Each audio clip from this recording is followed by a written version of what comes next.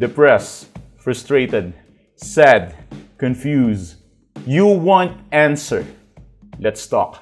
Give me a message sa page ko sa Philippine Dating Coach and you can have one-on-one coaching with Coach Baze, your dating coach. Just please subscribe to my channel and hit the bell button.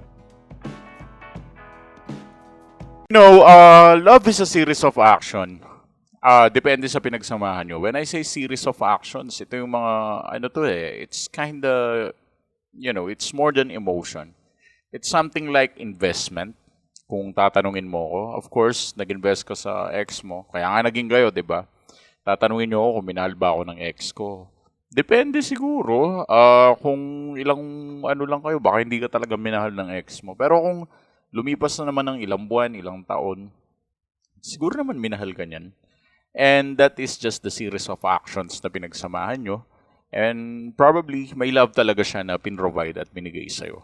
It's just dumating lang sa punto na nawalan ka ng attraction, pinagpalit ka sa iba, nawalan ng gana, o kaya ano pa ba? Yeah, puro ganun lang naman. Yun lang naman mga rason kaya naghihiwalay, di ba? Wala namang iba bukod dun eh. Puro ganun lang yun. So, umiikot lang yun sa nawalan ng gana, walang attraction. Ito, toxic yan. Nagka-toxican kayong dalawa, naghiwalay kayo. Halos puro ganun sila. Anyways, ang gusto kong sabihin sa'yo, ano ba ang reason kung bakit naghiwalayan kayo? Kung tatanungin mo kung mahal ka pa ba ng ex mo, siguro love ka niyan, hindi dun sa emotional way na iniisip mo na kagaya ng sayo, no? Kasi yung love mo ngayon sa ex mo, nag-uumapaw eh. Actually, medyo obsessed ka nga sa ex mo ngayon eh. Hindi man lahat ng nanonood sa akin obsessed, pero baka ikaw obsessed ka, di ba? Wala naman nakakaya kung i-admit mo yan sa sarili mo. That's fine, that's cool, okay? And the thing is, if love ka man niya, lumipas na mga sigulo, lumipas na ang panahon, siguro hindi lang siya ganun kasing lalim ng love mo. Or baka wala na talaga siyang nafe-feel for you. Pero syempre, paano mo madedetermine yan? Madedetermine mo ba yan kapag sinabi niya na, hindi na kita mahal, hindi na kita gusto, yun ba? Hindi yun yung basihan. Ang love na tinutukoy ko is, hindi lang yung sa hindi mo siya mararamdaman. I think, it's kinda disappointing, but I will tell you the truth. Probably hindi ka na niya mahal kapag ramdam mo na nag-no contact rule ka na, tapos di pa siya bumalik.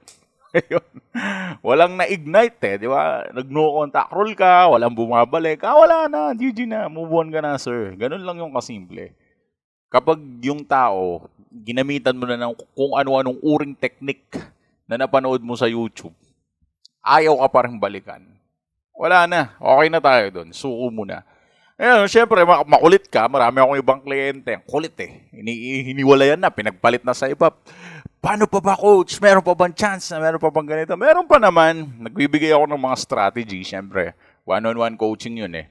Bibigyan ko pa rin sila ng strategy. Kaya ikaw, kung baka feel mo may chance pa kayo, edi kung nakukulangan ka sa YouTube, edi pa-schedule ka na lang sa akin, di ba? Doon na lang natin siya pag-usapan. Kasi may mga specific things na hindi ko ma-discuss sa YouTube na pwede ko namang i-discuss sa'yo personally. So yeah, just reach me out. May diskarte pa tayo dyan. However, if you will ask me, all in all, kahit business matter na magpa-client ako, aminin ko sa inyo ang totoo. Kapag ginawa nyo na lahat, ayaw pa rin bumalik, tumigil na kayo. Okay? Huwag na kayo mabuhay dyan sa mga delusyon at ilusyon ninyo. Hoy, gising! Marami pa kayong bagay dapat pagtuunan ng pansin. Sayang yung energy nyo dyan sa pagiging depression nyo about sa relationship depression na yan. Sayang yung energy nyo dyan. Mas maganda, gamitin nyo na lang yung energy nyo na nadidepress kayo sa mga maaayos, magagandang bagay kaysa kakaisip-isip sa ex nyo. Wala kayong mapapala dyan. Puro luha lang aabutin nyo, puro iyak, puro ganito, puro ganyan, puro ganon.